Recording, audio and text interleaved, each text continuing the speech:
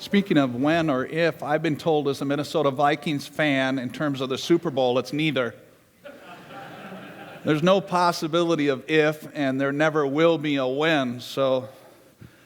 But hey, and it makes me really sad that a Sunday after they beat the former St. Louis Rams and pounded them in the ground, nobody even really cares, except for me. That's not the only conclusion I've come to. I've come to another conclusion, very important conclusion. All dogs go to heaven, but no cats do. This is how I came to that conclusion. I was, after standing in line at that store, I went home and watched TV. I'm a good American. Stood in the line forever, then went home and watched TV, and a commercial came on. This young lady was sitting on the couch with her cat, and it was a fraud alert commercial, on her phone. She was getting apparently beeped saying that she was buying a dog and everything that came with a dog. And the cat gets wind of this, and the cat gets kind of snooty. And so the end of the commercial is the cat's like, See, so from that commercial, I've decided and come to the conclusion that all dogs go to heaven, and that's why cats won't. But actually, the truth is, it's a lot like our gospel reading today. The dogs are in, the cats are out. Only the animals switch. The sheep are in, and the goats are out. Before talking about that, though, it's another one of those gospel readings. I mentioned this last week. You get to read the good news and then say, this is the good news of the Lord. Then he will say to those on his left, depart from me, you cursed, into the eternal fire prepared for the devil and his angels. Good news, huh? In all seriousness, Jesus is talking to us in Matthew chapter 25 about Judgment Day. And before getting into the details of Matthew chapter 25, I just sort of want to have you think and reflect on the various ideas about Judgment Day. There are those in our world that are not concerned about Judgment Day because they don't really believe it, because they know that all people are going to go to heaven. They're universalists. It doesn't matter if you believe in Jesus or not. Everybody's going to end up in heaven. Then you have those people who they believe in Jesus, but they get a little confused about the story and the teaching of Jesus, and they begin to think that, well, it's the good people who go to heaven. But who doesn't think they're good? Most people think they're good, and their comparison is amongst other people. And I've been saying this this morning, that I've never been to a funeral of a bad person. How about you? You ever been to one of those? You sit at the funeral and they're talking about this person, and you look next to somebody and you're like, am I at the right funeral? This guy was Saint Teresa, the Virgin Mary, and maybe even Jesus, the way they're talking about him. But Jesus, in our gospel reading, teaches us that all of these ideas are wrong. So we're going to take a look. This gospel reading begins with Jesus telling his disciples that when the Son of Man comes, when? He'll come in his glory and all the angels with him, and he will sit on his glorious throne. And now that sounds great. Before him will be gathered all the nations. Sounds pretty good. Maybe those people got it right. But here's where it's upsetting. And he will separate people. He will separate people one from another, as a shepherd separates the sheep from the goats. Deep down, we really don't like this. We don't like this sense of unfairness. We want everybody to be together. We don't want there to be conflict. And yet Jesus says there will be a judgment day, and there will be a separation. There will be sheep and there will be goats. Which are you? Jesus then speaks to the sheep, the ones who are saved. And he speaks in very gospel-centered language when he says this, come, you who are blessed by my Father, take your inheritance, the kingdom prepared for you. Now, this is important, and I've asked this question 1,000 times, but I need to ask it again. what do you do to earn an inheritance? Say nothing.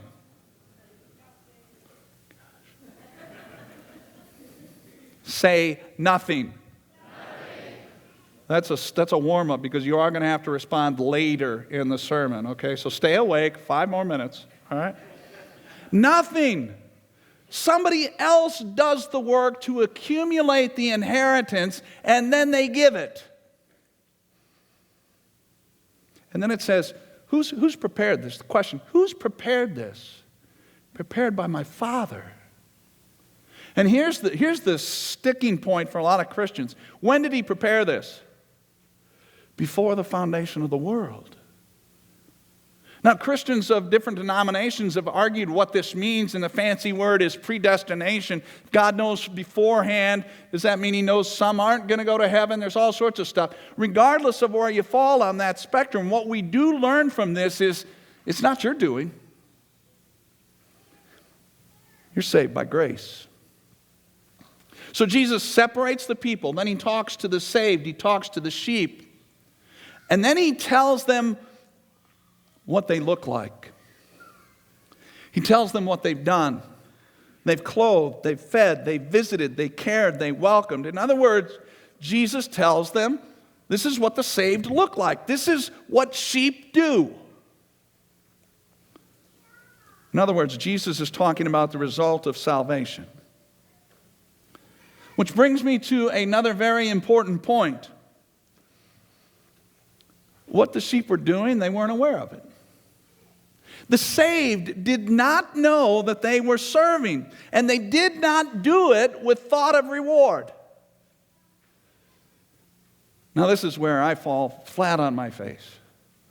I can't speak for you. I can speak for me. I'm a husband. You know what that means? Periodically, I will do something nice for my beloved named Carla. But I won't necessarily do it out of the genuine love that I have for her. I will do it thinking, if I do something nice for her, not that she'll do something nice for me, but maybe I'll get to do something I want to do, right?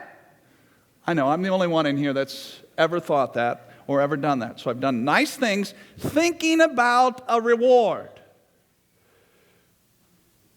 It's not just me, though. It's our culture. It's our kids. I'll use a Christmas analogy. Ready? You better watch out. You better not cry. You better not pout. I'm telling you why. Not bad. He's making a list. He's checking it twice. He's going to find out who's naughty or nice. Yeah, I don't know. I think we'll have the band come back for the rest of the service. We are theologically deep here at Emmanuel. What's the gist of the song? You better do this and that, but don't do this or that, or else Santa's going to skip your chimney. Horrible thought, but great parenting tool. Go ahead and use it. I have numerous times. But the problem here is we take this Christmas song mentality and bring it into Christianity. And we think that it's, in order to be blessed, to have what we want from God and even have eternity, we must do good things. We'll even say, well, we need to do what Jesus talks about in Matthew chapter 25. The problem is that's not right. There's a confusion there. You see, the more we grow spiritually in our faith and trust of what God has done, the more we recognize the Lord's blessings, the more thankful we become, the more we are freed to serve others. But not just serve others, but serve others without considering it to be serving. It's what we do without knowing we're doing it. It's what we do without knowing we're doing it because we're so focused on what God has done. As you go back to that Thursday, I was so thankful, and then all of a sudden I decided I needed something, and I stood in line forever, and it wasn't even for somebody else, it was for me. But see, the more we focus on God and how He has blessed us, that frees us to serve, and we don't even know we're serving. Now, that doesn't mean we don't need encouragement, an occasional kick in the backside. We still struggle with sin. We still become selfish in regard to our neighbors. And yet, as we turn and we focus on really what God has done, the Ezekiel passage, all the language of what He's doing, and that the language of Ezekiel is pretty stunning. I like to watch those nature shows. You know, I'll go onto YouTube and watch the nature shows where the wildebeest and the lions or the elephants, and you know, it's rated G kind of stuff. What happens to an animal that can't move? It's usually prey. So if the animal can't move, and you know the passage, Jesus says, I'm the shepherd and I will make them lie down. Sheep lying down are a prey, are they not? Not when you have the good shepherd. So the imagery here is amazing, that our God is the shepherd who provides, protects, takes care of it all. So my conclusion still stands. All sheep are going to go to heaven, but the goats will not. But here's the deal. As sheep, we know that God can make sheep out of goats. He can take the goats and transform them into sheep, and He's chosen to do or use us to do this.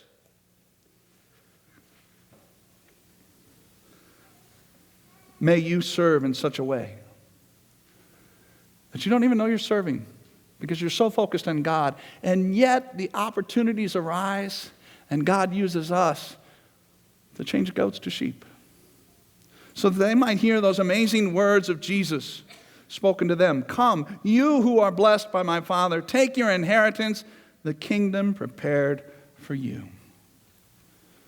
May you celebrate being sheep. May you serve the goats, that they too might be sheep. Amen.